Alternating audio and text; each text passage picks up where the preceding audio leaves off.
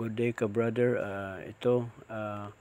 Magawa na naman tayo na magkabit tayo ng heater. Ito yung linya sa heater natin sa pipeline.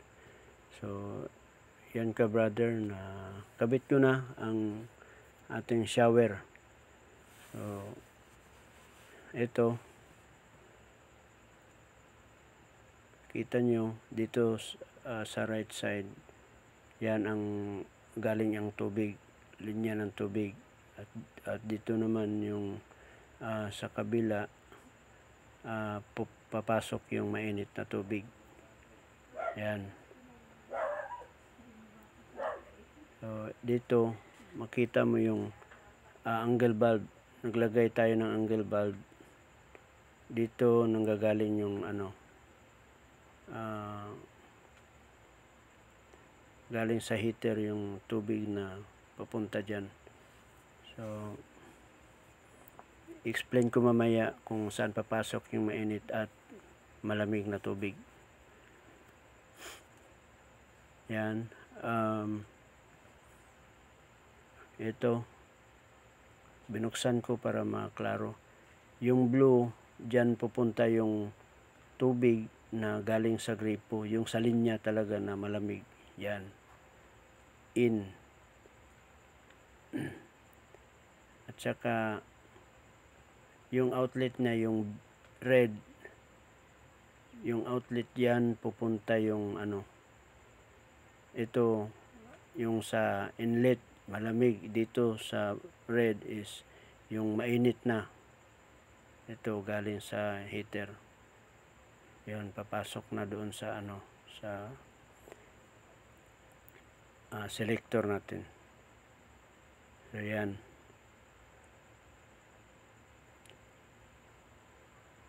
At yung sa linya pala dito, yung sa kuryente, may red, black at saka white.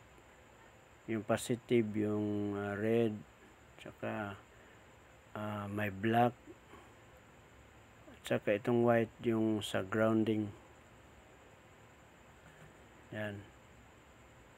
Kahit mabaliktad itong wirings ng black at red, okay lang yan siya. Yan. May sariling breaker yung natin, yung heater natin. At ito yung ground. Kabit natin mamaya.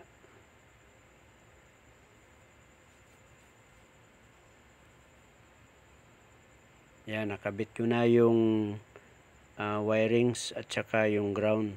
Kailangan talaga na yan, 20 amperes yung natin, breaker. Kailangan natin ng ground for safety yan, na may problema mag trick off yung breaker. At yung ground dito sa kabila ko nilagay. Ito okay na. Pwede na ito gamitin. At saka yung function pala ng multi-point na shower. Ito, selector niya, pwede ka mamili sa faucet, sa shower head, or sa telephone shower. Diyan, yan lang ang mo, pihitin mo lang yan yung selector. At itong sa faucet niya, yan, iangat mo lang siya ng konti. Yun, sa gripo ito, faucet, angat lang. Then select na naman, yan, shower, telephone shower. So kung gusto mo ng mainit, maliligo ka na mainit ang gagamitin mo, yan, pa right side, pa left side din, angat. Ito, iangat mo. Piliin mo natin yung yan. Iangat. So, yan. Right, left side. Left, then angat. Yun. Mainit na ang lalabas dyan. Dito naman sa kabila, malamig na ang lalabas dyan. Yung sa ano lang, ito normal ito. Sa gitna, normal lang na tubig ang lalabas. So, itong selector, pwede ka mamili. Ikaw na mabahala magpili kung anong gagamitin mo.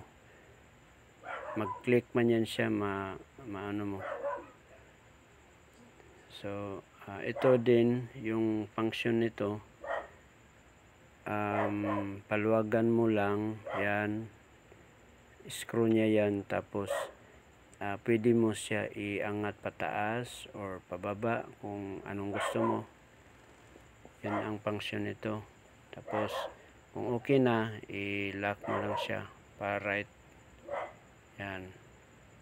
And then, itong shower, telephone shower, may ano ito, parang button. Yan. Pindutin mo lang yan button, pwede mo ibaba. Yan. Pwede mo rin itaas. Kung anong gusto mo na height, okay na. Kusa na yung maglalak. So, sana may natutunan tayo sa vlog natin ngayon. Salamat sa ating lahat. God bless.